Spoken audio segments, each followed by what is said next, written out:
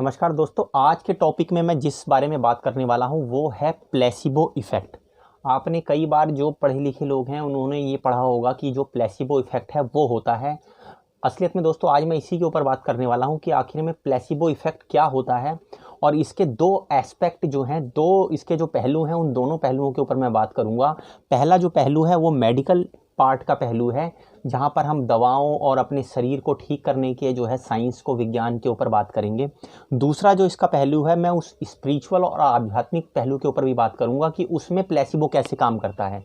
Medical पहलू में placebo कैसे काम करता है और स्पिरिचुअल पहलू में प्लेसिबो कैसे काम करता है और इन दोनों में क्या फ़र्क है। आप वीडियो पूरा देखिए, बहुत ही रोचक वीडियो आपको लगेगा और कुछ ना कुछ नया जानने को आपको डेफिनेटली मिलेगा। दोस्तों, प्लेसिबो इफ़ेक्ट पहले मैं आपको बताता हूँ होता क्या है।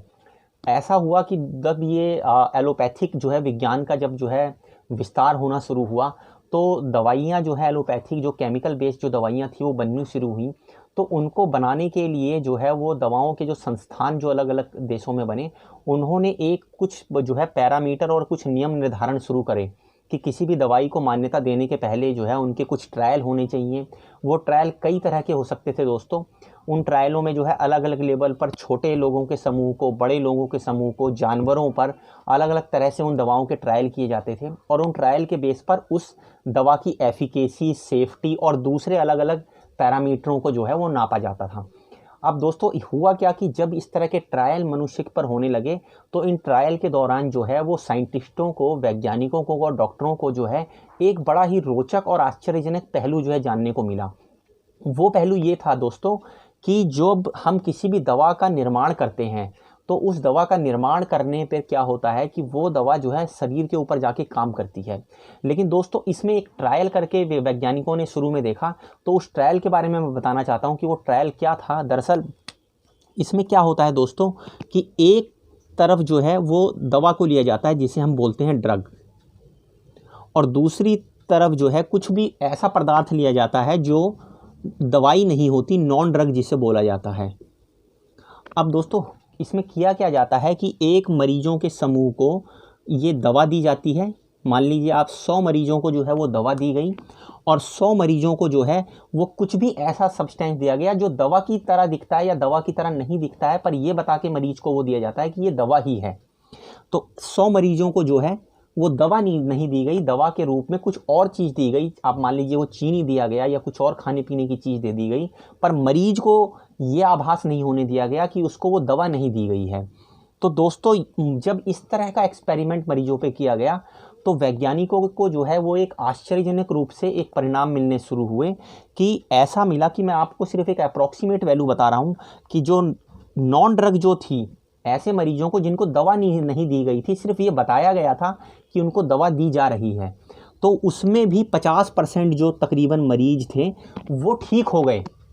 आप देखेंगे उनका शरीर जो है जो ये लोग थे उनके शरीर ने, उन्होंने ये मान लिया कि मुझे दवा दी जा रही है, तो उनके सिर्फ इतना मान लेने से कि मैंने दवा खाई है और मेरे को दवा दी गई है, उनके शरीर ने खुद को ठीक करना शुरू कर दिया। और दोस्तों ऐसा जो है वो किसी एक बीमारी में नहीं पाया गया, ऐसा कई तरह की डिफरेंट बीमारियों में पाया गया कि जब मरीजों को जो है वो दवा दी गई या दवा के रूप में कुछ ऐसी चीज़ दी गई जो दवा ना होकर कुछ खाने पीने की और चीज़ थी, पर लोगों ने ये मान लिया कि वो दवा ही है, तो शरीर ने जो है सिर्फ इतना मान लेने पर कि उनको दवा दी जा रही है, अपने आप को ठीक करना शुरू कर दिया।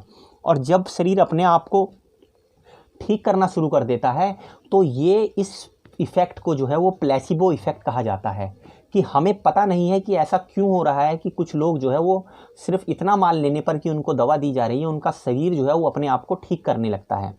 दोस्तों जब साइंटिस्टों को इस फैक्टर के बारे में पता चला तो फिर उन्होंने दवा का जो है ड्रग्स का निर्धारण करने के लिए एक पैरामीटर बना दिया कि अगर कोई भी जो ड्रग्स है उसको तभी ड्रग माना जाएगा जब उसका जो इफ़ेक्ट होगा वो प्लेसिबो से ऊपर होगा। सपोज़ कीजिए 100 में से 50% आपके मरीज जो है वो बगैर दवा दिए हुए ही ठीक हो जाते हैं, या उनको चीनी दे दी गई या नमक दे दिया गया दवा बताकर और वो उसी से ठीक हो जाते हैं। तो किसी भी चीज़ को ड्रग तभी माना जाएगा जब उसका इफ़ेक्ट प्लेसिबो इफ़ेक्ट से ज़्यादा आए। सपोज़ कीजिए कि 50 पेशेंट जो है वो प्लेसिबो इफ़ेक्ट से ठीक हो जाते हैं, तो अगर दवा के लिए एक पैरामीटर निर्धारित कर दिया गया कि जिसमें सिर्फ मैं आपको समझाने के लिए बता रहा हूँ कि अगर उस दवा से 60% मरीज ठीक होते हैं। अगर उसकी एफिकेसी 10% प्लेसिबो से ज़्यादा है तो ही उसको दवा माना जाएगा। तो आज तक वैज्ञानिकों को सही से ये बात नहीं पता चल पाई है कि ऐसा क्यों होता है कि जो है वो कुछ लोग सिर्फ इतना मान लेने से कि उनको दवा दी जा रही है, उनका शरीर खुद को आश्चर्यजनक रूप से कैसे जो है वो ठीक कर लेता है। इसका कोई सटीक कारण और बिल्कुल अप्रॉक्सीमेट कारण आज तक साइंटिस्टों को नहीं मिल पाया है। इसी इफ़ेक्ट को प्लेसिबो इफ़ेक्ट कहा जाता है। तो दोस्तों ये तो मैंने आपको मेडिकल पार्ट में बताया कि आपको सिर्फ ये बताकर जो है कि आपको दवा दी जा रही है, कुछ ऐसी चीज़ खाने पीने की दे दी जाती है तो उसको दवा मानकर शरीर अपने आप को ठीक करने की काबिलियत रखता है। इसी इफ़ेक्ट को प्लेसिबो इफ़ेक्ट बोला जाता है। और किसी भी ड्रग को बनाने से पूर्व ये ट्रायल किया जाता है उस ड्रग का कि कितना उसका प्लेसिबो इफ़ेक्ट है और कितना उसके बाद उसका ड्रग्स का इफ़ेक्ट आता है। दोस्तों आप देखेंगे तो ये ट्रायल बहुत महत्वपूर्ण हो जाता है। महत्वपूर्ण इसलिए हो जाता है क्योंकि ये मनुष्यों के ऊपर मैंने बताया है आपको। अगर आप किसी जानवर को जो है के ऊपर ये ट्रायल करना चाहें तो आप जानवर के ऊपर ट्रायल नहीं कर सकते हैं, क्योंकि जानवर को ये समझ नहीं है। आप जानवर को ये नहीं बता सकते हैं कि मैं तुम्हें ड्रग दे रहा हूँ या खाना दे रहा हूँ। लेकिन यहाँ पर मानव मस्तिष्क काम करता है, तो मस्तिष्क जानता है कि उसको ड्रग मिल रही है, चाहे वो ड्रग ना हो, पर वो मान लेता है। सिर्फ उसके मान लेने से वो जो है ड्रग्स की तरह वो चीज़ काम करने लगती है। पर जानवरों में क्योंकि ये समझ नहीं होती है, तो प्लेसिबो इफ़ेक्ट जो है वो एनिमल्स पर इसका जो है ट्रायल कर पाना बहुत मुश्किल है, क्योंकि आप उसमें ये निर्धारित नहीं कर सकते हैं कि वो जानवर ने उसको ड्रग्स माना है या खाने की चीज़ मानकर वो जो है उसको लिया है। अब दोस्तों मैं आपको स्पिरिचुअल इसका हिस्सा बताऊंगा। ये मैंने आपको मेडिकल पार्ट बताया कि मेडिकल पार्ट में शरीर के पास अपने आप को खुद ठीक करने की क्षमता होती है। स्पिरिचुअल पार्ट में जो है इसको मैंने क्यों लिया है उसका भी आपको एक बहुत गहरा कारण बताऊंगा। आप देखेंगे तो हमारे भारत में जो है वो मूर्ति पूजा जो है वो प्रचलित है। मूर्तियों की पूजा की जाती है, या कैलेंडर, या आप देखेंगे जो है चित्र जो है उनकी पूजा की जाती है और लोग उनमें अपनी श्रद्धा दिखाते हैं। मंदिर बनाए जाते हैं। क्यों मंदिर और मस्जिद और बाकी चीज़ें जो है वो गिरजाघर आप देखेंगे वो बनाए जाते हैं। उसका कारण दोस्तों क्या है? आप जब स्पिरिचुअलिटी में जाते हैं तो आप ईश्वर और गॉड को जो है वो मान के चलते हैं कि भगवान है, लेकिन आज तक कोई ये नहीं जानता है कि वो भगवान क्या है। आप बहुत सारे ग्रंथों में जाएंगे तो ईश्वर के दो रूप बताए गए हैं। उसमें जो पहला है वो साकार रूप बताया गया है और दूसरा जो है वो निराकार रूप बताया गया है। अब दोस्तों इसमें आप साकार में जाते हैं तो आपको राम, कृष्ण, जीसस, मोहम्मद, इसमें बहुत सारे आपको उदाहरण मिलते हैं। और जो असली ईश्वर बताया गया है उसे बताया गया है कि वो निराकार और निर्गुण होता है। उसका कोई आकार नहीं है, उसको किसी ने देखा नहीं है, और वो क्या है ये लोग नहीं जानते हैं। उसी को करने के लिए ध्यान, मेडिटेशन और बाकी चीज़ें की जाती हैं।